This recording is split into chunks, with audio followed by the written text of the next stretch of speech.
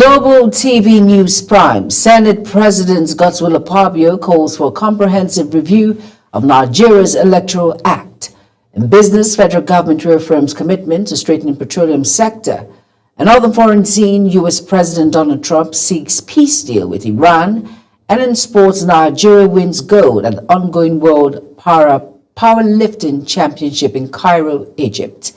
Hello and welcome to all our viewers in Nigeria and around the world to News Prime on Global Television, coming to you live from the nation's capital, Abuja. I am Jumai Manson. A quick reminder that Global Television is on DSTV channel 365 and Star Times channel 276. Now the news in full. President of the Senate, Godswill Akpabio, has called for a comprehensive review of Nigeria's Electoral Act to reflect international best practices and ensure credible polls in 2027. The President of the Senate made the call during a public hearing on the proposed repeal of the 2022 Electoral Act and enactment of a new 2025 version. Topsy Gimba has details. Declaring the session open, the President of the Senate, Godswill Akpabio, represented by the Senate Chief Whip, Mohammed Mungunu, of Borno North, tasked member of the Committee on Electoral Matters to produce an amendment that strengthens democracy and upholds citizens' confidence in the electoral process. We will always listen to the people and ensure that whatever laws we come up with at the end of the day is a reflection of the yearnings and aspirations of the people, and that is why there is a need for public hearing to hear the people before we embark upon.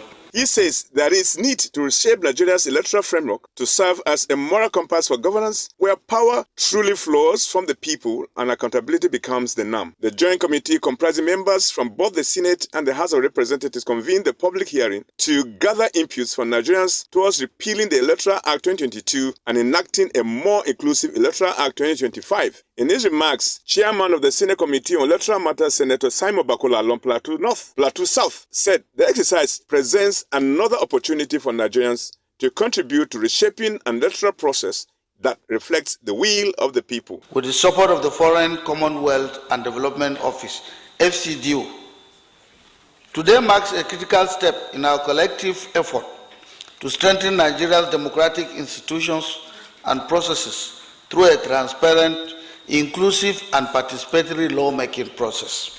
The Executive Director of Policy Legal Advocacy Center, PLAC, Clement Wanko, and the Head of Development Cooperation United Kingdom, Cynthia Rao, commended the initiative, stressing that the review is crucial to strengthening Nigeria's democracy institutions. Elections are the cornerstone of any democracy.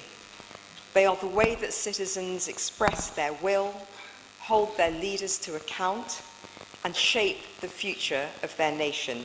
From this exercise, a legal framework that will endure several elections.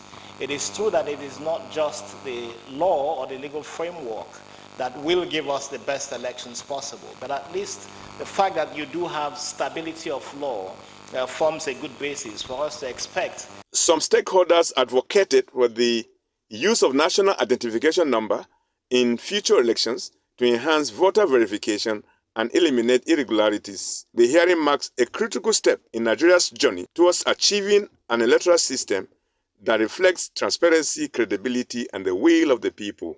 Topsy Gimba, reporting for Global Television News. President of the Senate, Godswill Akpabio, has reaffirmed his commitment to youth empowerment and leadership development within the All Progressive Congress. He gave the assurance during an interactive mentorship session with young progressives of the party at the APC Youth House in Abuja. The event, hosted by the national youth leader, Dio Israel, was themed Legacy Journey Experience. National Assembly correspondent Anete Patrick reports. It was an evening of mentorship, dialogue, and inspiration as the President of the Senate, Godswill Akpabio, engaged young members and professionals of the All Progressives Congress at the party's Youth House in Abuja. The session, tagged An Evening with the Senate President, provided a rare opportunity for young leaders to interact with the Senate President on governance, leadership, and national development. I will discuss further with you about the transform. to assist in mentorship, to assist in ensuring that more women have opportunities to find the life opportunities and their societies. Akpabio emphasized the need for preparation, consistency, and mentorship as essential tools for leadership. He commended the APC Youth Wing for creating a bridge between generations and for sustaining the values of progress and unity within the party. So women are not the weaker sex. Women are doing the best they can to prove that to the world today that they are in charge. Many countries of the world have produced women as presidents. I hope you know that. So in Nigeria, the story cannot be different.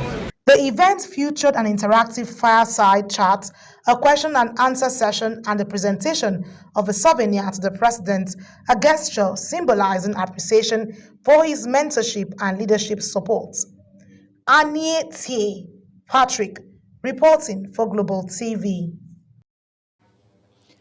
The federal government has inaugurated the Interagency Technical Committee for the Special Agro-Industrial Processing Zone program, aimed at accelerating Nigeria's drive towards agro-industrialization and inclusive prosperity. The initiative is also expected to attract private sector investment and transform the agricultural value chain. At the ceremony held in Abuja, the Permanent Secretary, Dr. Marcus Ogumbuyi, said the committee would serve as a coordinating platform for all relevant agencies in implementation of the SAPS program. In a bold move to tackle the growing threats of climate change and environmental degradation, the federal government has launched the Net Zero Nature Positive Project, a multi-agency initiative designed to restore ecosystems and strengthen community resilience. Obong Usoro tells us more. The federal government says it is taking decisive steps towards a sustainable future through the launch of the Net Zero Nature Positive Project, a nature-based solution that seeks to curb climate change, protect biodiversity, and improve livelihoods. Implemented in partnership with the United Nations Development Programme, UNDP, the Global Environment Facility, GEF, and the Nigerian National Park Service, NPS, and other partners. The director of the Department of Climate Change, Alima Bawa Buhari, says the project will focus on communities in Bayelsa and River State, particularly at Akpo Creek and Edumamong Creek, two areas in the Niger Delta severely affected by environmental degradation. The director noted the initiative reaffirms Nigeria's determination to achieve net zero emissions while advancing ecosystem restoration.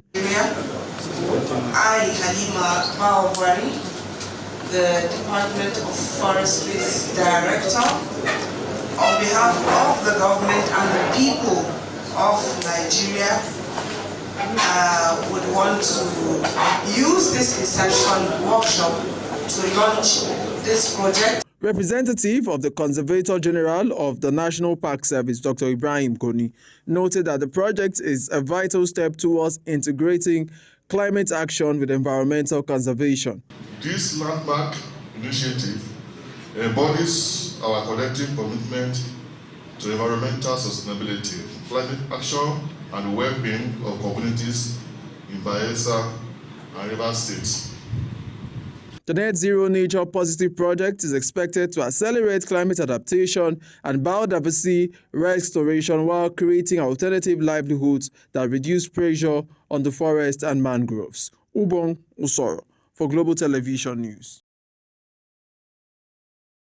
In line with the Federal Capital Territory Administration statutory mandate of providing quality housing and infrastructure under the master plan, Minister of the Federal Capital Territory, Nyesom Wike, has officially launched the design and construction of residences for heads of courts within the nation's capital. Kabir Hassan has the details. The initiative is part of the Federal Capital Territory Administration renewed commitment to improving the living standard and welfare of judicial officers by addressing the long-standing challenges of accommodation confronting the judiciary in the Nigerian's capital. The project, expected to be completed within 12 months, will feature 7-bedroom residences with full modern facilities designed to provide a conducive environment for the smooth discharge of the judicial responsibilities. Minister Wike reaffirmed that the administration remains committed to improving the welfare of judicial officers and ensuring they work and live in a comfort environment worthy of their position. One thing your government must show different is that we can't afford to continue to see judges living in rented houses. Sometimes you don't know the landlords of these houses. Sometimes you don't know their neighbors. These judges preside over criminal matters or other serious matters indeed. And of course, you never can tell what will happen.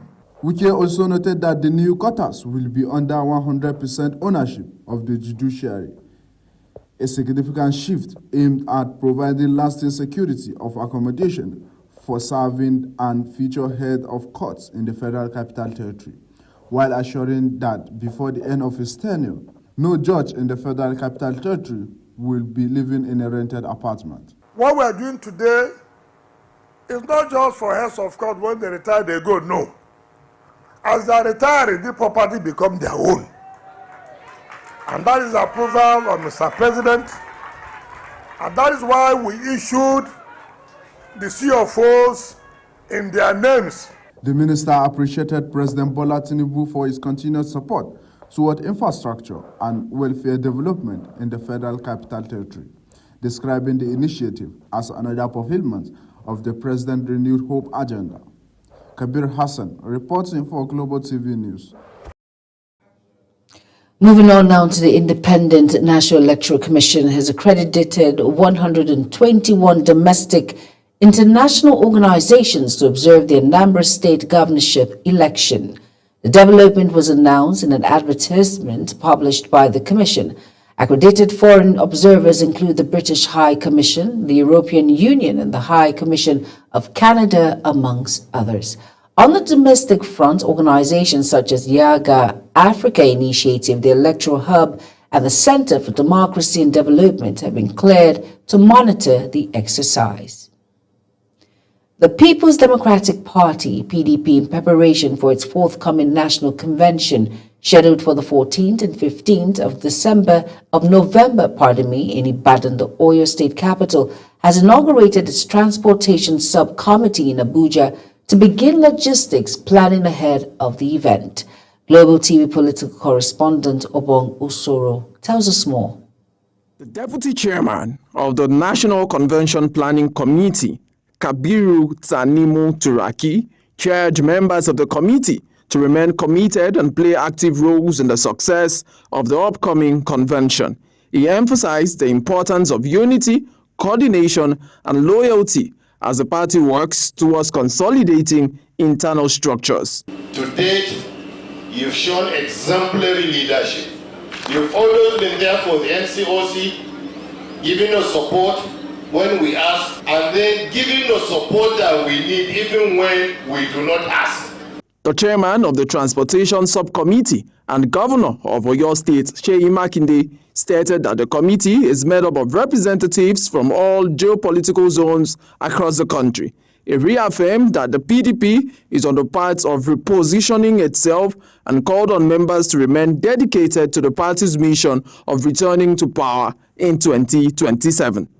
That the situation may appear like it's difficult. The news out there, people are defecting, governors are defecting.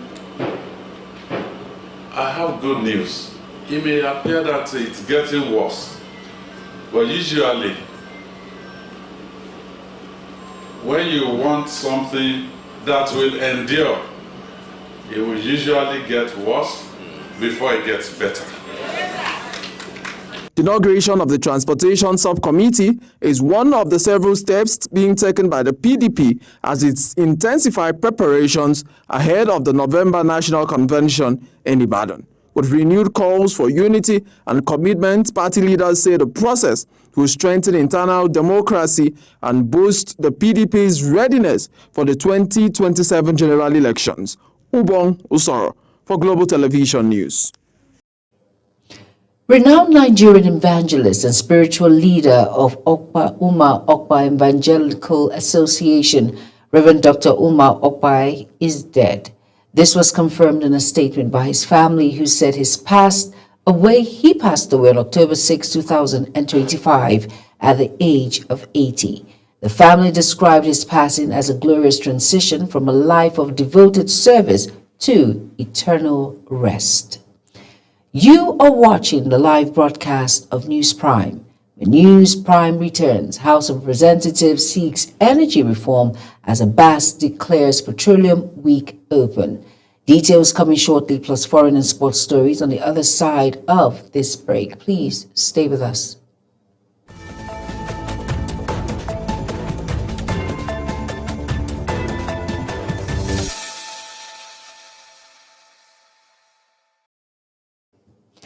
You're welcome back, and if you're just tuning in, this is News Prime on Global Television. Thank you for staying with us. In business now, the Speaker of the House of Representatives, Tajuddin Abbas, has reaffirmed the legislature's commitment to formulating policies and enacting laws that will strengthen Nigeria's petroleum sector towards achieving a secure, efficient, and resilient economy. He was speaking at the first annual Downstream Petroleum Week in Abuja with a theme celebrating our successes, confronting our challenges, and finding solutions for the petroleum downstream sector. National Assembly correspondent Anete Patrick reports. The Speaker, who was represented by his deputy Benjamin Kalu, said the forum provides a platform to drive growth, transparency, and sustainable practices in the industry. He added that the Petroleum Industry Act 2021 continues to strengthen governance and investor confidence in the oil and gas sector. Nigerians therefore expect certain deliverables from this conference, especially as they concern the prevalent infrastructure deficit that has hampered the full optimization of liquefied petroleum gas, the LPG. Chairman House Committee on Petroleum Resources Downstream, Ikenga Ogochinyere, while addressing labor concerns involving the Dangote refinery and sector unions, urged all parties to embrace dialogue and avoid disruptions that could affect productivity and national stability. On labor issues, it must be noted that no reform can succeed without industrial harmony. The committee is aware of the recent labor concerns involving some of the refiners and sector unions. Representing the President of the Senate, Godswill Akpabio, Oyelola Ashiru, emphasized the need for determination in tackling smuggling, sabotage, and inefficiency in the distribution system, describing energy stability as a gradual but necessary journey. Let no one imagine that journey to energy stability will be short or simple. There will be no moments of doubt, moments of difficulty, but if we stay the course, the result will be stronger, fairer, and more prosperous. Also speaking, Minister of State for Petroleum Resources, Gas, Ekperikpe Egbo, acknowledged challenges such as infrastructure gaps and market volatility, calling for stronger collaboration between the executive and legislature, greater private sector participation, and adherence to global best practices. We must also be honest about the challenges that persist. Our downstream sector continues to face issues related to infrastructure deficits, market volatility, supply chain inefficiencies, and the need for regulatory clarity. The event climaxed with the presentation of awards of excellence to deserving organizations for their contributions to the growth of the petroleum downstream sector. Anete Patrick, reporting for Global TV. The House of Representatives has renewed its commitment to full energy reform, urging the federal government and relevant stakeholders to overhaul the nation's downstream petroleum sector to achieve efficiency in the sector. Speaking at the first annual Downstream Petroleum Week organized by the House of the Representatives Committee on Petroleum, the Speaker Tajuddin Abbas said the energy sector holds the key to unlocking the nation's economic growth and called for concerted effort to reposition the entire industry. On the foreign news now, U.S. President Donald Trump says he wants a peace deal with Iran after the United States joined Israel in striking the Islamic Republic's nuclear site during a brief war earlier this year. In his words, they got it from one side, from the other, and you know it would be great if we could make a peace deal with them, end of quote, by Donald Trump.